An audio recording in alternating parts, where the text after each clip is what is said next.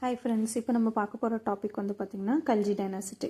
So இது எந்த வருஷம்னா 1290 1320 30 வருஷம் ரூல் பண்ணியிருப்பாங்க. ஸ்லேவ் டைனாசிட்டி வந்து எத்தனை வருஷம் ரூல் பண்ணியிருப்பாங்க அப்படின்னா 84 இயர்ஸ் வந்து ரூல் பண்ணியிருப்பாங்க. Khilji dynasty 30 years. So Jalaluddin Khilji வந்து அரியணை ஏறாரு 1290 96 இது பண்ணுறாரு. அதே மாதிரி அவரோட மருமகனான அலாவுதீன் கில்ஜியை வந்து காராக்கு கவர்னராக ஆக்குறாரு. ஓகேங்களா, காராக்கு கவர்னராக வந்து அமைக்கிறவர் வந்து காராக்கு கவர்னராக இருக்கிறவர் வந்து அலாவுதீன் கில்ஜி. ஸோ அலாவுதீன் கில்ஜி வந்து அரியணை ஏறணும்னு நினைக்கிறாரு. ஸோ 1296 1316 தனது சொந்த மாமனாரான ஜலாலுதீன் கில்ஜியை கொண்டுட்டு தான் இவர் வந்து அரியணை ஏறாரு. இவர் வந்து அவரோட ஃபர்ஸ்ட் 1296 அரியணை ஏறாரு. அந்த முதல் வருஷம் வந்து இவர் என்ன பண்றாரு அப்படின்னா எனிமீஸ் எல்லாம் எலிமினேட் பண்ணிட்டு அவரோட டெல்லியில அவரோட பொசிஷனை வந்து ஸ்ட்ரென்தன் பண்றாரு. ஸோ ஜலாலுதீனுக்கு எதிராக வந்து ஆளுங்களை திரட்டி அவங்களுக்கு டாப் பொசிஷன்ஸ் கொடுக்குறாரு. அதுக்கப்புறம் வந்து அலாலுதீன் கில்ஜி வந்து என்ன பண்ணுறாரு அப்படின்னா அவரோட முதல் இலக்கா என்ன வைக்கிறாரு அப்படின்னு பார்த்தீங்கன்னா தீபகற்ப பீடபூமியில் அலாவுதீன் கில்ஜி வந்து அவரோட ஃபர்ஸ்ட் இலக்க வைக்கிறாரு. மேற்கு தக்காணத்தில் இருக்கிற தேவகிரியை தான் அவரோட ஃபர்ஸ்ட் இதுவாக வைக்கிறாரு. ஸோ அதை வந்து எப்போ அவர் கேப்சர் பண்ணுறாரு பார்த்தீங்கன்னா 1307. அதுக்கு படைத்தளபதியாக யார் இருக்கான்னா மாலிக் கஃபூர். ஸோ மாலிக் கஃபூரை படைத்தளபதியாக வைத்து 1307 தேவகிரி கோட்டையை வந்து கேப்சர் பண்ணுறாரு. தேவகிரி கோட்டையை கேப்சர் பண்ணதுக்கு அப்புறம் காக்கத்திய ரூலரான பிரதாபருத்ரா இருக்காரு இல்லையா, ஸோ அவரை வந்து 1309 தோற்கடிக்கப்படுகிறார்.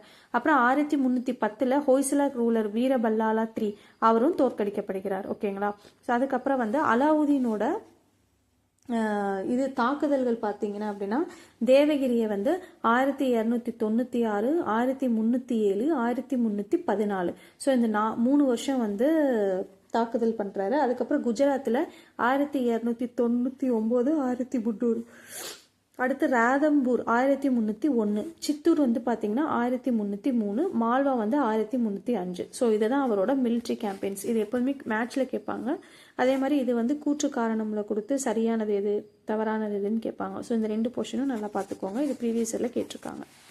அதுக்கடுத்து வந்து மாலிக் கஃபூரை வந்து நியமனம் பண்றாரு. அதுக்கப்புறம் தேவகிரி இந்த இதெல்லாம் முடிஞ்சதுக்கப்புறம் சிதம்பரம் ஸ்ரீரங்கம் அங்கெல்லாம் போய் பாண்டியன் கேபிட்டல் மதுரை வரைக்கும் போய் இது பண்றாரு, கொள்ளையடிச்சுக்கிட்டு டெல்லிக்கு ரிட்டர்ன் வராரு. வந்து 1311 டெல்லிக்கு ரிட்டர்ன் ஆகுறாரு. 1335 முஸ்லிம் கவர்னர் ஆஃப் மதுரைக்கு யாரை வைக்கிறாங்க அப்படின்னா ஜலாலுதீன் அசன் ஷா அப்படிங்கிறவரை வந்து நியமனம் பண்றாங்க. ஓகேவா நியமனம் பண்ணி அப்புறம் அங்க டிக்ளேர்ட் ஆஸ் இண்டிபெண்டன்ஸ். ஓகேவா, சுதந்திர இதுவா வந்து டிக்ளேர் பண்ணிடுறாங்க. ஓகே, அதுக்கப்புறம் வந்து பாத்தீங்கன்னா அலாலுதீன் கில்ஜியோட இன்டர்னல் ரிஃபார்ம்ஸ் வந்து பாத்தீங்கன்னா இங்க எப்படி இருந்துச்சு அப்படின்னா இப்போ லிக்கர் வந்து ப்ரொஹிபிட் பண்ணாங்க, ட்ரக்ஸை வந்து பேன் பண்ணாங்க, கேம்பிளிங் அதாவது சூதாட்டம் வந்து அங்கே இருக்கக்கூடாது அப்படிங்கிறதுல கான்சன்ட்ரேட் பண்ணாங்க. அதே மாதிரி வந்து லேண்ட் டேக்ஸை வந்து டைரக்டா கல்டிவேட்டர்ஸ் கிட்ட இருந்து கலெக்ட் பண்ணிக்கிட்டாங்க. அதே மாதிரி வந்து ஸ்பை சிஸ்டம் வந்து இன்ட்ரடியூஸ் பண்ணாங்க, சீரமைப்பு செய்வதற்காக ஸ்பை சிஸ்டம் வந்து இன்ட்ரடியூஸ் பண்ணாங்க. ஓகேங்களா, அதே மாதிரி டேக்ஸை வந்து பார்த்தீங்கன்னா ரிச் பீப்புள் கிட்ட இருந்து மட்டும்தான் வாங்கினாங்க, புவர் பீப்புள் கிட்ட இருந்து வாங்கலை. அதே மாதிரி போஸ்டல் சிஸ்டம்ஸை வந்து இன்ட்ரடியூஸ் பண்ணாரு. ஏன்னா இவரோட கிங்டம் வந்து அங்கங்கே இருக்கிறதுனால கம்யூனிகேஷனுக்காக இவர் என்ன பண்ணாரு அப்படின்னா போஸ்டல் சிஸ்டம்ஸை வந்து இன்ட்ரடியூஸ் பண்ணாரு. ஓகேங்களா, அதுக்கப்புறம் அந்த ட்ரேட் இதில் வந்து பார்த்தீங்கன்னா யாருன்னா வந்து வணிக இதுல வந்து யாருன்னா வந்து தப்பா வந்து அளக்குறாங்க, இல்ல எடை வந்து தப்பா இருக்குன்னு கண்டுபிடிச்சிட்டாரு அப்படின்னா அதுக்கு வந்து என்ன பண்றாங்க அப்படின்னா அவங்களோட சதையை வெட்டி எவ்வளோக்கு எவ்வளோ ஏமாத்துறாங்களோ அவ்வளோக்கு எவ்வளோ சதையை வெட்டி இது பண்ணாங்க. ஸோ அந்த மாதிரிலாம் ஹெவி பனிஷ்மெண்ட்ஸ்லாம் வந்து அங்கே இருந்துச்சு. ஓகேங்களா, அதுக்கப்புறம்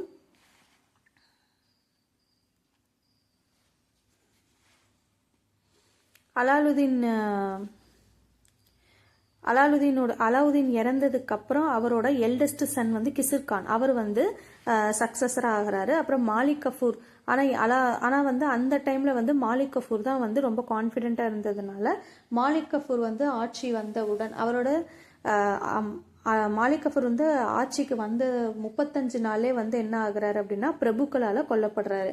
பிரபுக்களால் கொல்லப்பட்டதுக்கப்புறம் கசி மாலிக் இருக்கார் இல்லையா, கசி மாலிக் வந்து என்ன பண்ணுறாரு அப்படின்னா மங்கோல்ஸ்க்கு அகெயின்ஸ்டாக ஃபைட் பண்ணி த்ரோனை வந்து அரியணை ஏறுறாரு. ஆனால் அவர் யாரை கொன்னுட்டு அரியணை ஏறுறாரு அப்படின்னா குசுரு கல்ஜி ரூலரான குசுருவை கொன்னுட்டு கசி மாலிக் வந்து அரியணை ஏறுறாரு. ஓகேங்களா. ஸோ அடுத்த dynasty Tughlaq dynasty. So Ghazi Malik வந்து துக்ளக் டைனாசிட்டியை உருவாக்குறாரு. எந்த வருஷம் அப்படின்னு பார்த்தீங்கன்னா 1320. ஓகேங்களா. ஸோ இது வந்து துக்ளக் டைனாசிட்டி அடுத்து பார்க்கலாம். கல்ஜி டைனாசிட்டி அப்படின்னா அலாவுதீன் கெல்ஜியோட ப்ரீவியஸ் கொஷின்ஸ்லாம் எப்படி கேட்டிருக்காங்க அப்படின்னா அவரோட மிலிட்ரி கேம்பெயின்ஸ்லேருந்து தான் கொஷின்ஸ் அதிகமாக இருக்குது. அதே மாதிரி அவரோட இன்டர்னல் ரிஃபார்ம்ஸ், அவரோட அட்மினிஸ்ட்ரேஷன்ஸ்லாம் எப்படி இருந்துச்சு, லேண்ட் டேக்ஸ் வந்து அவர் எப்படி கலெக்ட் பண்ணார், டேக்ஸ் வந்து புவர் பீப்புள் கிட்டேருந்து கலெக்ட் பண்ணாரா இல்லையா, ஸோ அதெல்லாம் கிளியராக கொடுத்துருப்பாங்க. ஓகேங்களா. Tax pressure of Alauddin was on true on the rich and not on poor. So poor people கிட்ட அவர் எந்த ப்ரெஷருமே கொடுக்கல. போஸ்டல் சிஸ்டம்ஸ் இருந்துச்சு.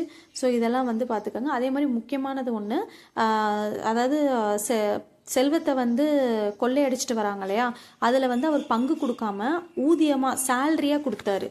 ஸோ அதை வந்து இங்கே கொடுத்துருப்பாங்க. Alauddin was the first Sultan to pay his soldier in cash rather then give them a share. ஓகேங்களா. ஸோ கேஷாக தான் வந்து கொடுத்தாரு. கேஷாக தான் கொடுத்தாரு. ஆஃப் பூட்டி, ஷேர் ஆஃப் பூட்டி. ஓகேங்களா.